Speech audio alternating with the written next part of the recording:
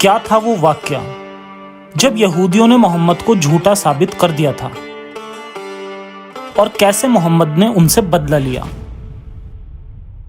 محمد کی فطرتی زندگی کو اجاگر کرتی اس سیریز میں اب تک ہم جان چکے ہیں کہ خدیجہ کی بدولت محمد ایک نبی کی زندگی جینے لگے تھے اور چمتکار دکھانے کے نام پر لوگوں کو آخرت کی دھمکیاں دیتے پھرتے تھے۔ آج کے ایپیسوڈ میں ہم جانیں گے کہ کیسے یہودیوں کے سوالوں کے جواب محمد دینے میں ناکام رہا اور پھر بعد میں محمد نے کیسے ان سے اپنا بدلہ لیا اور انہیں چن چن کر مارا۔ تو بنے رہیے ویڈیو کے آخر تک اور شروع کرتے ہیں انسانیت کے نام سے۔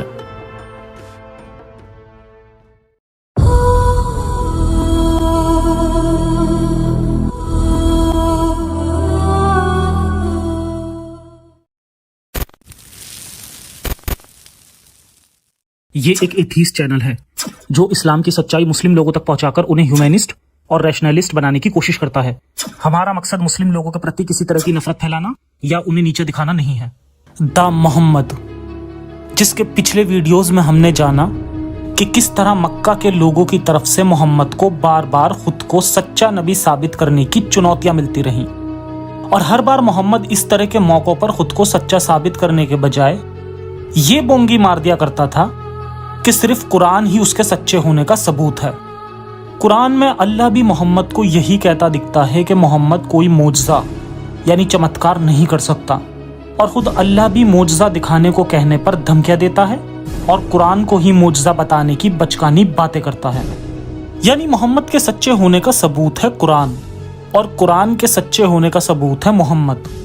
اسی طرح کی بونگیاں مار کر محمد مکہ والوں کی نظروں سے بہت زیادہ گر چکا تھا، یہاں تک کہ ان سب واقعات ہونے کے بعد مکہ کے لوگ محمد کو کہنے لگے تھے کہ محمد تو ایک مجنوں، شاعر یا پھر دماغی مریض ہے جس پر شیطان کا سایہ ہے۔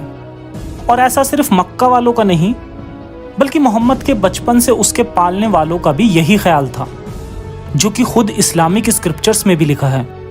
مگر اتنا سب ہو جانے کے باوجود بھی محمد اپنے دعوے سے بالکل بھی ٹس سے مس نہیں ہوا۔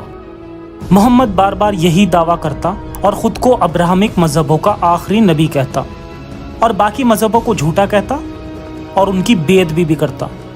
40 سال کی عمر سے نبوت ملنے کے بعد محمد 53 سال کی عمر تک مکہ میں اسلام پھیلانے کی کوشش کرتا رہا۔ یعنی اپنی زندگی کے 13 سال تک مکہ کے لوگوں کے لیے محمد ایک سردرد بنا رہا۔ 13 سال ایک بہت بڑا وقت ہوتا ہے جس سے ہمیں مکہ کے لوگوں کا بہت ہی زیادہ سیکولر اور ٹالریٹ ہونے کا پتہ چلتا ہے۔ اگر مکہ کے لوگ محمد اور اس کے شروعاتی مسلمانوں پر ظلم کر رہے ہوتے تو اتنے سالوں میں وہ لوگ آرام سے محمد اور اس کے ساتھیوں کو اپنے راستے سے ہٹا سکتے تھے یا نقصان پہنچا سکتے تھے، مگر ان لوگوں نے ایسا بالکل بھی نہیں کیا، بلکہ اس کے الٹ وہ محمد ہی تھا جو جب تک مکہ میں رہا اپنے جھوٹے دعووں کے چلتے خود ہی لوگوں کے بیچ ذلیل ہوتا رہا، جس میں بے شک خود محمد کی ہی غلطی تھی۔ حالانکہ بعد میں کچھ سالوں بعد محمد کا وقت پلٹا تو اس نے مکہ کے لوگوں کو بلاسفیمی کے نام پر چن چن کے مار دیا، جو محمد کی پول کھول دیا کرتے تھے۔ مطلب ٹھیک وہی جو آج ہوتا ہے جب محمد کی پول کھولنے والوں کو بلاسفیمی کا الزام دے کر مار دیا جاتا ہے۔ اسلام میں اس کی شروعات محمد نے ہی کی تھی اور ان لوگوں کو مار دیا تھا جنہوں نے کیول اتنا کہا تھا کہ محمد تو بس ہمیں پرانی کتابوں میں لکھی ہوئی باتوں کو شاعرانہ انداز میں بتا رہا ہے، جو قصے کہانیاں ہم لوگ بہت پہلے سے سنتے آ رہے ہیں۔ ان باتوں کے ثبوت ہمیں خود قرآن کی آیتوں سے بھی پتہ چلتے ہیں۔ جن لوگوں نے نبی کی بات ماننے سے انکار کر دیا ہے وہ کہتے ہیں کہ قرآن من گھڑنت ہے جسے اس آدمی نے اپنے آپ ہی گھڑ لیا ہے، اور کچھ دوسرے لوگوں نے اس کام میں اس کی مدد کی ہے، اور کافروں نے کہا یہ پرانے لوگوں کی لکھی ہوئی چیزیں ہیں جنہیں یہ شخص نقل کرتا ہے اور وہ اسے صبح شام سنائی جاتی ہیں۔ تو آئیے جانتے ہیں کہ کیا تھا وہ واقعہ عقبہ اور نادر ابن حارث کا جنہیں محمد نے بعد میں بے رحمی سے قتل کروا دیا تھا۔ عقبہ اور نادر ابن حارث کا واقعہ۔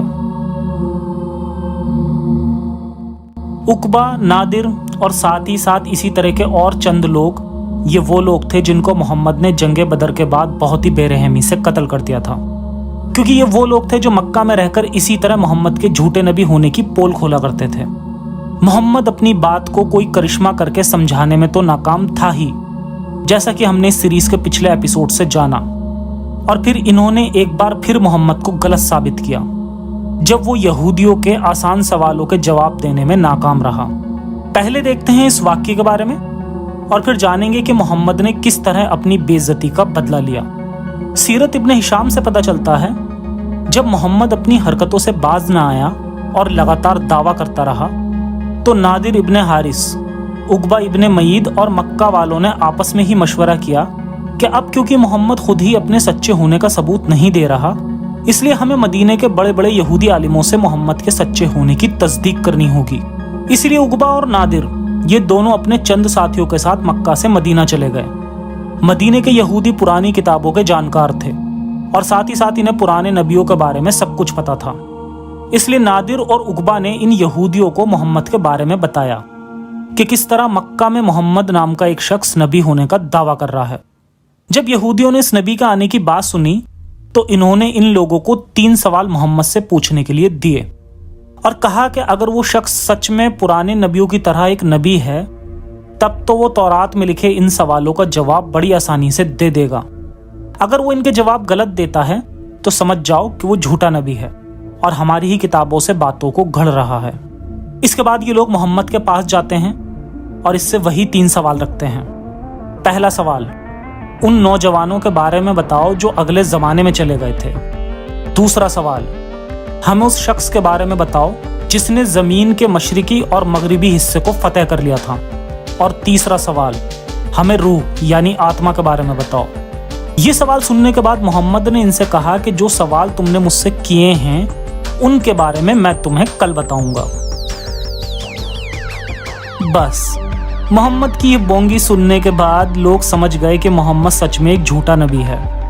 और ऐसा भी नहीं हुआ कि अगले दिन मोहम्मद ने इन्हें इन सवालों के जवाब दे दिए हों, बल्कि करीब 15 दिन बीत जाने के बाद भी मोहम्मद ने इन्हें कोई जवाब नहीं दिया।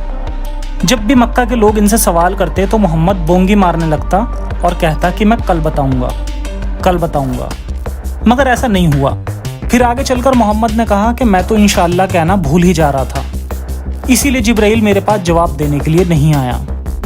अब जरा यहाँ अल्लाह मियाँ की बचकानी हरकत देखिए। यहाँ यहूदी लोग सवाल करते हैं ताकि मोहम्मद की नबूवत साबित हो सके, लेकिन अल्लाह मजे ले रहा है और फरिश्ते को सिर्फ इसलिए नहीं भेजा क्योंकि मोहम्मद ने इंशाअल्लाह नहीं कहा। अगर इस वाक्य से आपको सचमुच ये लग रहा है कि ये जवाब अल्लाह ने लेट किए तो फिर शायद अब आपका ईमान आपकी समझदारी पर हावी हो रहा है और आपको अभी इसी सीरीज की और भी वीडियोस देखनी चाहिए। बात साफ है और मोहम्मद का भांडा उसी वक्त फूट जाता है। असल में यहूदी लोग भी बेवकूफ़ नहीं थे। इन्हें पुरानी किताबों के बारे में सबसे ज़्यादा मालूमात थी, बल्कि मक्का के लोगों से भी ज़्यादा। इन्होंने जानबूझकर ही वो सवाल किए जिसका जवाब कोई आम इंसान ना दे सके, और अगर देने की कोशिश भी करेगा तो इसमें भी गलती करेगा। इसलिए सिर्फ एक सच्चा नबी ही इन सवालों के जवाब दे सकता है, जो कि सच्चा नबी ना कभी हुआ था और ना ही कभी कोई होगा। मोहम्मद मक्का के लोगों के बीच 15 दिनों तक जलील होता रहा। फिर अचानक से 15 दिन बाद जाकर मोहम्मद पर कुरान की आयतें नाजिल होती हैं। ये इस्लाम को एक्सपोज करने वाला वो वाक़या है जिससे चाहकर भी मुस्लिम्स नहीं भाग सकते, क्योंकि इस इवेंट की ऑथेंटिसिटी कुरान से जुड़ी हुई है। और इसी वक्त कुरान में असहाबे कैफ और जुल्करनैन वाले वाक़यात नाजिल हुए थे। खैर, 15 दिनों बाद मोहम्मद पर कुरान की सूरह असहाबे काफ नाजिल होती है, जिसमें यहूदियों के पहले सवाल का जवाब इस तरह दिया गया है कि इस वक्त को याद करो जब चंद नौजवानों ने एक गार के जानिब पनाह ली थी, फिर कहा, ए हमारे रब हमारी हिफाजत फरमा।